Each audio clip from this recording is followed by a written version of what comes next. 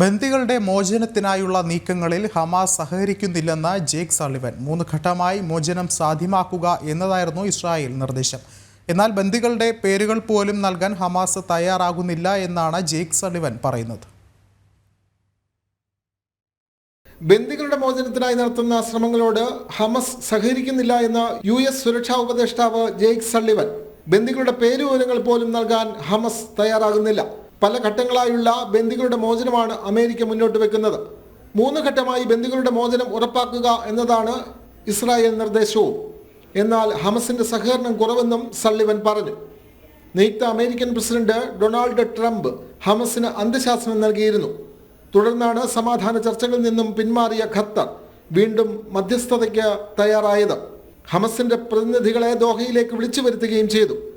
ഈജിപ്തും ഖത്തറും ചർച്ച തുടരുകയും ചെയ്യുന്നതിന് പിന്നാലെയാണ് ജേക്ക് സള്ളിവൻ പ്രശ്നത്തിൽ വീണ്ടും ഇടപെടുന്നത്.